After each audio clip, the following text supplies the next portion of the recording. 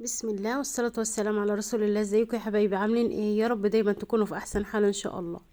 وحشتوني جدا جدا واسفة جدا على التأخير. النهاردة بقى هنبتدي في تبريزات رمضان ان شاء الله. ربنا يعود علينا وعليكم بخير كده ان شاء الله. هنبتدي في ايه؟ هنبتدي باللحمه المفرومه. انت لو معاكي اي حاجه دلوقتي، لو معاكي بقى اي فلوس في السوق، ما تروحيش بيها. اشتري ان شاء الله يا رب كيلو اجنحه، نص كيلو اجنحه هيعدي معاكي يوم. هتشتري ربع مفروم هيعدي معاكي برضو يوم. هنتصرف ان شاء الله وتبقى الحاجه فيها بركه كده، وان شاء الله تعدي معانا يوم باذن الله. معانا ايه النهارده؟ هنضيف اللحمه المفرومه وهنطلع منها افكار حلوه جدا جدا معانا. هنضيف اللحمه المفرومه ازاي؟ بالعدس الاسود ده او العدس ابو جبه. بسلقه كويس جدا كده. طب ليه العدس بالذات؟ يعني انا بحب اضيفه على اللحمه عشان اكتره، لان العدس بيبقى فيه نفس القيمه الغذائيه بتاعه اللحمه، قريبه جدا منها. وكمان نفس اللون، يعني لونها ما بيتغيرش كتير. وكمان حاجه تانية، طعمه ما بيظهرش خالص لما تحط التوابل وحاجه زي كده، فما بيظهرش خالص معانا. فهنعمل ايه؟ جبت العدس وسلقته كويس جدا جدا كده، هريته زي ما عملته معاكم قبل كده، بس انا قبل كده كنت نقعاه في ميه. النهارده سلقته. جبت ايه؟ معلقه كده هرميه من الايه، من التوابل بتاعه اللحمه. معلقه بابريكا، ما نكترش البابريكا كمان عشان اللون ما يبقاش مبالغ فيه. وكمان بتنزل في الدهون، لو انت حاطه الحاجه في صينيه ولا حاجه فبتنزل في الدهون، فبتبقى شكلها مش عاطفي شويه. فنقلب الكلام ده كله مع بعضه كده بالشكل ده كده. عندك هون بقى ممكن تدقيه فيه. ممكن هو العدس مستوي ممكن تعجنيها كويس جدا جدا جدا لغايه ما تتكانس في بعضها وتمسك في بعضها كويس. عندك كبه ممكن تعمليها في الكبه. انا عملتها في الكبه زي ما انتم شايفين معايا كده. هفرمها كده فرمتين كده، هتاكد بس ان العدس دخل في اللحمه كويس جدا. خدوا بالكم انا ما حطيتش لحمه وما حطيتش ملح ولا حطيت اي توابل خالص. انا بس بضاعف كميه اللحمه، وحطيت معلقه توابل اللي هي اللحمه دي، عشان بس تدي للعدس طعم، ما يبقاش باين العدس في قلب الايه، في قلب اللحمه. الانسجه بتاعتها ما شاء الله شايفين عامله ازاي. يلا بينا نبتدي في اول وصفه. هنعمل ايه؟ هنعمل كفته الرز. معايا كوبايه رز مطحونه ناعم كده، نطحناها في الكبه بتاعه الخلاط. ومعايا بقى بقدونس خضره، يعني الخضره بتاعتنا. خدت بقى كميه اللحمه اللي انا محتاجاها. طبعا انا تقسيمه اللحمه دي هسيبها لك انت تاخدي الكميه اللي انت محتاجاها على حسب عدد افراد اسرتك. انا خدت حوالي ربع كيلو كده، حطيت عليها الخضره دي شبت وبقدونس وكزبرة. وحطيت بصلتين، وحطيت فصين توم كده، حوالي 5 فصوص توم. وحطيت كوباية الرز. وحطيت معلقة فلفل اسود صغيرة، ومعلقة كمون ومعلقة ملح. ولا اكتر ولا اقل من كده، وفرمتهم كويس جدا. وهتطلع معايا كفتة رز زي العسل، ولا هتفك مني ولا حاجة، بس المهم اكون منعمة الرز بتاعي. واضربها كويس جدا جدا لغاية ما الخضرة ايه، تدوب معايا جامد. يعني شايفين بقى شكلها عامل ازاي، وناعمة جدا وجميلة.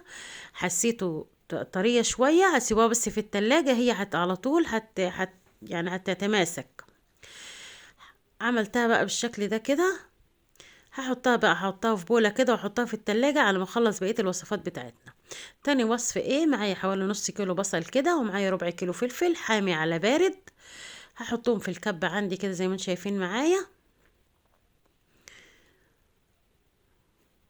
وبعدين ايه؟ هنحط التوابل بتاعتنا. احط ايه؟ معلقة كمون ومعلقة ملح ومعلقة فلفل اسود ومعلقة ايه توابل حواوشي. توابل الحواوشي دي جايباها من عند العطار. وخدت برضو كمية اللحمة اللي انا محتاجاها. انا قسمت اللحمة دي على 4 تربع، يعني ما شاء الله اللحمة رمت معايا حوالي 2 كيلو. قسمتها ايه 4 تنصاص كده، كل نص خدته عملت بيه وصفة. انت ممكن تزودي او ممكن تقللي، دي حاجتك انت على حسب عدد اسرتك. بس هي ما شاء الله يعني رمت معايا كمية كبيرة جدا وكويسة جدا. ضربتها برضو في الخلاط كده، الحواوشي زي ما انتم شايفين معايا كده. تحفة بقى. احطه برضو في بولة واحطه في التلاجة على ما نكمل بقية وصفاتنا مع بعض. الوصفة التالتة ايه؟ خدت قطعة لحمة برضو كده حوالي نص كيلو، يا ما شاء الله. بس اما احطها في الكبة عندي افردها كده، ما احطهاش كلها كتلة واحدة عشان ما يبقاش غلط على الايه، على الكبة بتاعتي. ومعايا ايه هنا؟ معايا فول صويا. فول صويا، حطيت كوباية فول صويا مليانة كده كويسة محترمة. حطيت عليها كوباية مية مغلية وسبتها، هي شربت المية خالص، ما صفتش منها مية ولا حاجة. وحطيتها كده زي ما انتم شايفين معايا كده. معايا بقى توابل برجر. انتوا عارفين طبعا ان البرجر يعني فول صويا على طول، مهما تحطي سبحان الله من بقسماط او اي حاجة تانية فما بدكيش طعم البرجر الاصلي، هو الفول الصويا. حطيت ايه توابل برجر وملح وفلفل اسود وكمون، برضو هو كده وخلاص. وحطيت طبعا كوبايه الفول الصويا بتاعتي دي، وهفرمهم كلهم في الكبه زي ما انتم شايفين معايا كده. حطيت ايه، حطيت بيضه كمان، البيضه ايه ومعلقه بيكنج باودر. البيضه ليه البيضه ما تحطوش بس البيكنج باودر معلقه صغيره مش معلقه كبيره عشان ما يفككش منكم وهو على النار. ليه البيضه؟ البيضه بتنفشه وبتخلوش يكش معاكي، ويبقى ايه طري كده وجميل كده متماسك كده وحلو، وما تخلوش يكش معاكي ابدا هو والبيكنج باودر. البيضه والبيكنج باودر يعني دي حاجه من اساسيات البرجر. انا شلته كده بالشكل ده كده، برضه حطيته في بوله. ويلا نشوف الايه الوصفه التانية بتاعتنا او الوصفه الرابعه بتاعتنا. معايا الجزء اللي باقي ده هعمل بيه ايه. معايا بقدونس ومعايا بصل، معايا رغيفينو كده، رغيفينو بليته بميه سخنه وعصرته جامد جامد من الميه بتاعته. ومعايا حوالي 5 فصوص توم. معايا نص كوبايه برغل كده، انا ما كانش عندي برغل كتير عشان كده حطيت فينو. يا دوب نديتها بس بميه كده وحطيتها، ما نقعتهاش في الميه ولا حاجه. وحطيت ايه توابل، ايه توابل الكفته، وايه وملح وفلفل اسود وكمون زي ما انتم شايفين معايا كده. ومعلقه برضو بودر بيكنج باودر للكفته، بتغلاها هشه كده وتحفه وجميله وقلبها فاضي من جوه كده، وبرضو ما تكشش معايا. هضربها كده في الكبة كده. لو دي بقى لو لقيتها طرية معايا شوية او السيخ مش هتمسك في السيخ عندي، ممكن ازودها ايه معلقة بقسماط كمان، ما تخافيش مش هتبان خالص ولا حاجة. معلقة بقسماط او معلقة دقيق.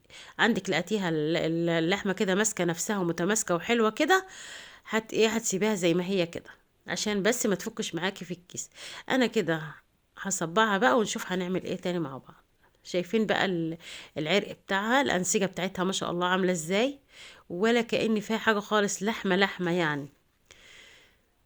هحطها برضو في بوله كده وحطيتها في التلاجة، وكل ده بقى ايه تهدى بس كده مكان الفرم كده حطيته في التلاجة. وادي الكميات بتاعتي ما شاء الله. عملت 4 وجبات ما شاء الله، من تقضي من 3 ل5 أفراد، يعني أسرة من 3 ل5 أفراد. وهتشوفوا الكمية معايا دلوقتي. يعني هتجيبي الكيلو ده ما شاء الله هتعملي لولادك 4 وجبات. ده البرجر اللي انا عملته. عمل 10 راس جامبو اللي هما الكبير جدا كمان يعني مش الصغير. ودي كفتة الرز، عملتها 3 طبقات مع بعض. شايفين الطبقة اللي فوق والطبقة اللي في النص والطبقة اللي تحت ما شاء الله. دي هعملها على مرتين على طول، هطبخها على مرتين. ممكن تعمليها كمان تعمليها على 3 وتطبخي معاها شوية فاصوليا او بطاطس كده برضو هترمي معاكي تحفة، هتبقى جميلة ان شاء الله. يبقى كده عملت البرجر وعملت كفتة الرز. وده الحواوشي عمل معايا 11 رغيف حواوشي. شايفين القطعة بسم الله ما شاء الله، الله اكبر قد ايه. يعني هتملى الرغيف ويعني ويبقى مليان، يعني مش هتضحكي على الرغيف ولا هتعمليه كده. عملت معايا 11 رغيف، يعني دي تكفي أسرة ما شاء الله 4 أفراد. ديت الكفتة، الجزء الأول من الكفتة أنا بس مفرداه كده، وبعد كده هحطه على بعضه في الإيه في الفريزر. أنا حبيت بس أوريكم. دي الكفتة، شايفين ما شاء الله الكفتة بتاعتي عاملة إزاي. أنا عاملة كل حاجة جنبه كده كبيرة، يعني ممكن تصغري عن كده وترميلي الكمية أكبر كمان بكتير. يا ريت بقى لو عجبكم الفيديو بتاع النهارده ما تنسونيش في اللايك والشير والاشتراك في القناة وتفعيل زر الجرس عشان يوصلكم كل جديد وحصري. ادي الكفتة بتاعتي ال3 طبقات بتوعي، شايفين جميلة ولونها تحفة ازاي ومتماسكة وجميلة ازاي. وادي الحواشي ما شاء الله، معايا 11 قرص حواشي، ومعايا الكفتة طبقين برضو ما شاء الله، ومعايا البربر.